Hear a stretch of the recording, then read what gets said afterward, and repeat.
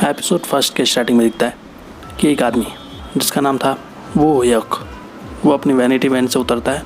वो vanity van एक apartment के बाहर होती है जिस अपार्टमेंट का नाम था रोज़ मैंसन, और वो आदमी उस अपार्टमेंट की तरफ जाता है। इसके बाद हमें उस अपार्टमेंट में एक घर दिखता है जिसमें दो हस्बैंड वाइफ इंटीमेट हो रहे थे।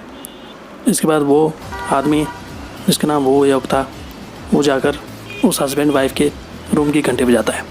फिर वो आदमी कपड़े पहन के बाहर जाता है और वो यक वो सीधे उनके घर के अंदर घुस जाता है।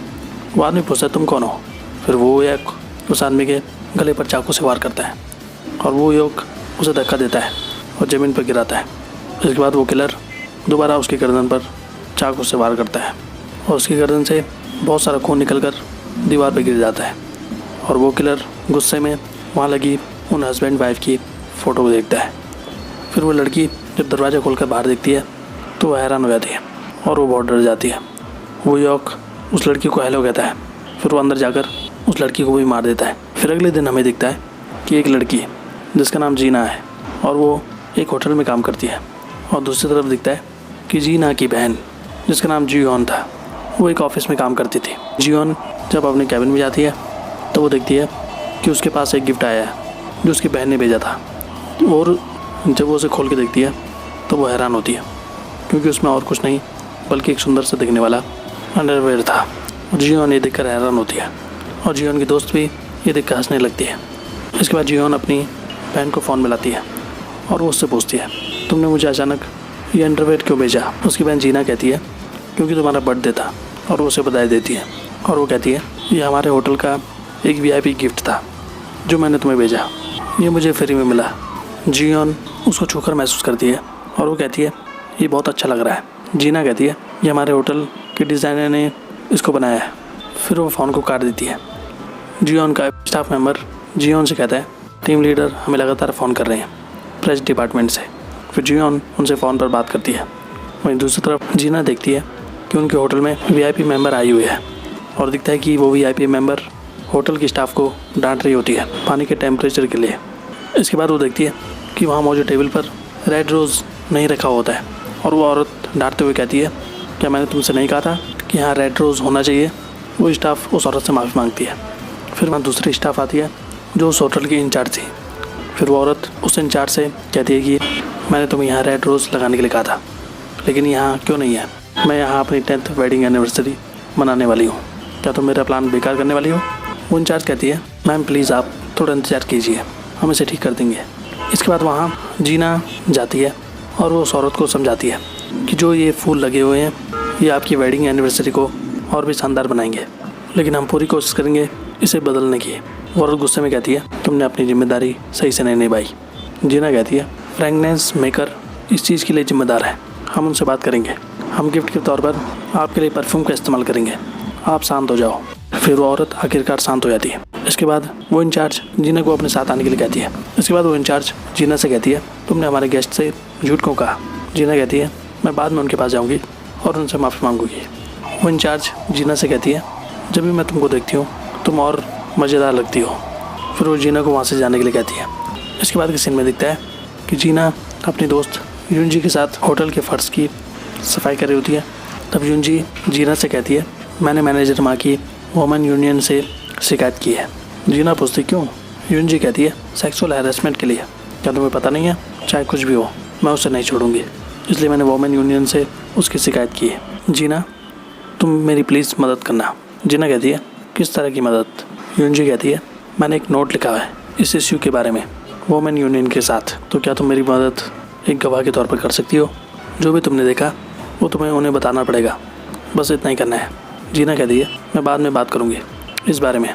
वहीं दूसरी तरफ जियोन ऑफिस के बाद जब सामान लेकर अपने अपार्टमेंट में लिफ्ट में जा रही होती है, फिर लिफ्ट का दरवाज़ा जैसे ही बंद होने वाला होता है तभी दिखता है कि एक औरत अपना हाथ बीच में डाल देती है, और जियोन ये देखकर डर जाती है। फिर दरवाज़ा खुलता है और जियोन देखती है उसके सामने एक औरत होती है जो जियोन को देखकर हंसने लगती है। फिर उस औरत का बेटा वहाँ आता है और वो जियोन से माफ़ी मांगता है और कहता है मेरी माँ मेंटली डिस्टर्ब है, आप डरो मत। फिर वो दोनों जब बाहर जाते हैं तब वो देखते हैं कि जियोन अपार्टमेंट नंबर 8 पर रुक गई है। फिर वो वहाँ से चले आते हैं। वहीं दूसरी तरफ दिखता है कि जियोन जब अपने घर पर होती है और उस सूटकेस पर सामान पैक करी होती है। और यहाँ पर दिखता है कि कोई दूर से जियोन पर नज़र रख रहा था।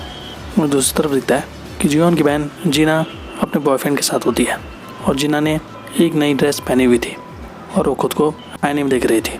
और वहाँ मौजूद लड़की उन दोनों की साथ में एक फ़ोटो लेती है और सोशल मीडिया पे अपलोड कर देती है। वहीं दूसरी तरफ दिखता है कि कोई जीना की प्रोफाइल को देख रहा होता है, जो फ़ोटो उसने अपने अकाउंट में डाली थी, और वो आदमी जीना की फ़ोटो को लाइक करता है। यहाँ पर पता नहीं चलता कि आखिर वो आदमी है कौन। इसके बाद जीना और उसका बॉयफ्रेंड एक बार में जाते हैं ड्रिंक करने के लिए। उसका बॉयफ्रेंड उससे कहता है, क्या मैं अपने फादर इन लॉ के हॉस्पिटल में काम कर सकता हूँ कुछ समय के लिए? मैं जल्दी अपना काम ढूंढ लूँगा, मैं हमेशा फार्मासिस्ट नहीं बना रह सकता। जीना और उसका बॉयफ्रेंड जल्दी शादी करने वाले थे। वहीं दूसरी तरफ दिखता है कि जीना की बहन जियोन अपना सामान पैक करके अपने घर से बाहर जा रही होती है और वो अपने बॉयफ्रेंड से बात कर रही होती है। रोज़ जब लिफ्ट की तरफ जाती है तभी उसके पीछे से कोई आदमी आता है और जियोन ये देख लेती है कि उसके पीछे कोई आदमी खड़ा है।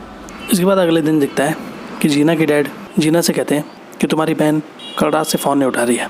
जीना कहती है, मेरी बहन कोई बच्ची नहीं है, हो सकता है वो अपने बॉयफ्रेंड से मिलने गई हो। उसके डैड कहते हैं, क्या तुम्हें लगता है तुम्हारी बहन तुम्हारी तरह है? जीना कहती है, क्या गलत है, आप मुझसे ये क्यों कह रहे हो? उसके डैड कहते हैं, तुम खुद को अपनी बहन से कंपेयर कैसे कर सकती हो हर मामलों में? कल तुम जाओ और अपनी बहन को देखो। जीना कहती है, मैं काम के साथ ऐसे कैसे कर सकती हूँ? उसके डैड कहते हैं, तुम छुट्टी लो किसी भी तरह से, क्या काम तुम्हारी बहन से ज़्यादा इंपॉर्टेंट है? फिर वो फ़ोन को काट देते हैं और जीना एक हॉल में जाकर बैठ जाती है। इसके बाद वहाँ डिपार्टमेंट हेड मिस्टर यंग आता है और वो जीना से कहता है, क्या तुम यूनजी को जानती हो जो हमारे डिपार्टमेंट से है? वो कहती है, हाँ। वो कहता है, क्या तुम्हें पता है उसने मैनेजर माँ की रिपोर्ट की है वुमेन यूनियन से? वो कहती है, मैंने इसके बारे में सुना। वो कहता है, इससे फ़र्क नहीं पड़ता तुमने क्या देखा और सुना, क्या तुमने कुछ नहीं कहा? यूनजी तुम्हारी एक बेकार दोस्त है। जीना कहती है, यूनजी बेकार नहीं है। वो कहता है, अच्छे लोगों के साथ बुरा नहीं होना चाहिए। मैंने लीडर किम के बारे में सुना कि तुम अच्छा झूठ बोल लेती हो। अगर हमारा मैनेजर माँ जनरल मैनेजर बन जाएगा तो हमारा डिपार्टमेंट और आगे जाएगा और तुम्हें प्रमोशन भी मिल जाएगा। फिर वो जैसे ही जाने लगता है तभी जीना उसे रोकती है। इसके बाद जीना जाकर होटल इंचार्ज के पास अपनी एप्लीकेशन देती है छुट्टी के लिए। होटल इंचार्ज कहती है, क्योंकि मिस्टर यांग ने ये लिखा है बिना कुछ कहे, इसलिए मैं ये तुम्हारे लिए कर रही हूँ। लेकिन कोई बात नहीं, तुम ये कैसे कह सकती हो, ये बेकार है इस तरह से छुट्टी मांगना। अचानक मैं तुम्हें छुट्टी दे रही हूँ। जीना कहती है, मैं छुट्टी इसलिए मांग रही हूँ क्योंकि मेरे घर में कुछ हो गया है। मैं छुट्टी मांग रही हूँ अपने फैमिली मैटर की वजह से। फिर जीना वहाँ से चली जाती है। फिर घर जाकर जीना अपना सामान पैक करने लगती है। इसके बाद वो ट्रेन से उस अपार्टमेंट के बाहर पहुँचती है और उस दिन बहुत बारिश हो रही थी। और जब वो सामान लेकर जा रही होती है तब यहाँ पर दिखता है कि एक लड़की जीना को जाते हुए अपने फ़ोन से रिकॉर्ड कर रही होती है। जीना वहाँ जाकर देखती है कि उसकी बहन की कार वहीं अपार्टमेंट के बाहर खड़ी हो रखी थी। फिर जीना वहाँ एक औरत को देखती है जो बैठ रखी थी बारिश में। जीना उससे पूछती है, क्या यहाँ कोई आसपास सुपरमार्केट है? वो औरत जीना को धक्का देकर वहाँ से भाग जाती है और जीना उसको देखकर डर जाती है। इसके बाद जीना जब बाहर खड़ी होती है तो वहाँ वो वैनिटी वैन के अंदर बैठा हुआ आदमी जिसका नाम वो एक था, वो जीना को वहाँ देखता है। वो एक वही आदमी है जिसने शुरुआत में एक हस्बैंड और वाइफ का मर्डर किया था। फिर जीना अपने बहन के घर के अंदर जाती है और यहाँ पर दिखता है कि कोई दूर से उस घर के अंदर दिख रहा होता है एक दूरबीन से।